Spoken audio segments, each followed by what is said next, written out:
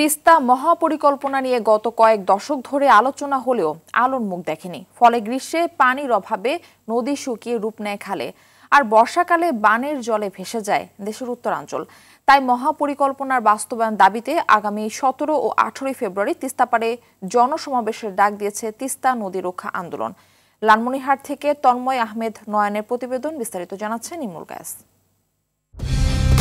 Colour expert, জর্জ স্যাপ এবং মাইল্ড অন হ্যান্ডস টেকনোলজি সমৃদ্ধ অরিক্স ক্রিস্টাল ওয়াশ আপনার লন্ড্রি এক্সপার্ট।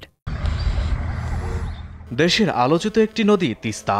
বলা হয়ে থাকে এই নদী উত্তরের জনপদের জীবনরেখা। তবে এক সময়ের প্রমত্তা এই নদী গ্রীষ্মে শুকিয়ে যায়, আর বর্ষায় ভাসিয়ে নিয়ে যায় বসতবাড়ি, ফসলের জমি। বিলীন হয়ে যায় শত শত স্থাপনা, লাখ লাখ হেক্টর কৃষি জমি।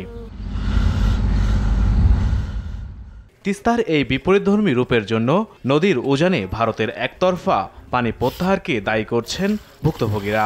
হাসিনার আমলে বহুবার আমাদেরকে প্রতারণা করেছে এই গত আওয়ামী লীগ সরকার। আজ নদী খোঁড়ে, কাল নদী খোঁড়ে, এইভাবে কতবার ডাক দিয়েছে, কতবার ভোট নেছে, কিন্তু কোনো নদী খনন হয় নাই। বন্যা হলে আমাদের অনেক সমস্যা। আগের যে ভিটা ছিল 11 দন মাটি, এটা পুরো শেষ। এখন মনে করেন নদীর উপরে কোনো রকম আসি। বন্যার সময় তো পানি দিয়ে ভাসি যায়, খেত আবাদ করতে পারি না। আর এখন তো পানি বর্ষাকালে তো মনে করো তখন তো ডুবি যায়, আর এখন তো পানি বিনা করে আবাদ করতে পারতেছি না। মহাপরিকল্পনা বলে ওই যে শুনতে আসি এটার বাস্তবায়ন হয় না। এই আশায় তো ছোটবেলা থেকেই শুনতে আসি, এত বড় হইলাম ভাই, কিন্তু এটার কোনো বাস্তবায়নের কোনো দেখতেছি না। আমাদের কষ্ট সারা জীবন কষ্টই থাকলো। শুকনোর সময় পানি নাই, আর হলো যখন বন্যা তখন মনে করেন যে আমাদের ঘর বাড়ি নিয়ে থাকতে খুব সমস্যা। আমরা চাই যে একটা যে কোনো একটা সরকার নদী বাঁধের বা খননের ব্যবস্থা যে কোনো একটা শুরু টানো। আমরা চাই না যে ইলিপ টিলিপ এত কিছু চাই না, যে ইলিপ দেখ, টাকা দেখ, অমুক দেখ, সমুক দেখ, এগুলো তো আমরা চাই না। স্বৈরশাসক শেখ হাসিনার 16 বছরের শাসনামলে বারবার তিস্তা মহাপরিকল্পনার কথা বলা হলেও বাস্তবতা ছিল ভিন্ন।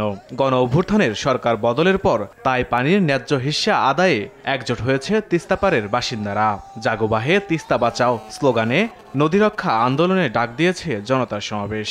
নদী খনন চাই, ভালো চাই, যাতে আমাদের বাড়িঘর ভাঙে না, ফসল আমাদের ঠিক থাকে, আমরা যেন করি মিলে খেতে পারি। তিস্তা দুই পারের মানুষকে যে নিঃস্ব করে দিয়েছে, তাদের সহায় সম্বলহীন হয়ে তারা এখন মানবতার জীবন যাপন করছে।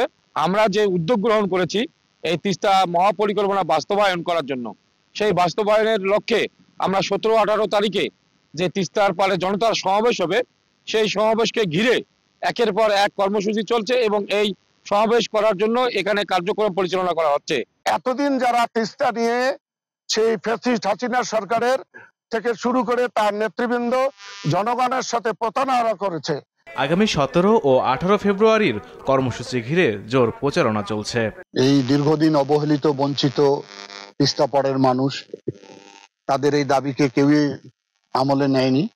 আমরা এবার বৃহত্তর রংপুরের 5টি জেলার মানুষকে জাগিয়ে তুলেছি এবং তারা ঐক্যবদ্ধ হয়েছে। আগামী 17 এবং 18 ফেব্রুয়ারি তারা লাগাতার দিন রাত তিস্তা চরে অবস্থান করবে এবং বিভিন্ন কর্মসূচির মাধ্যমে আমরা 48 ঘন্টা আমাদের আন্দোলন চালিয়ে যাব।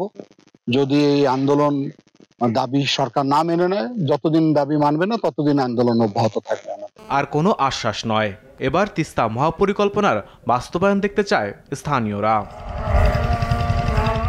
ইমরুল কায়েস, RTV।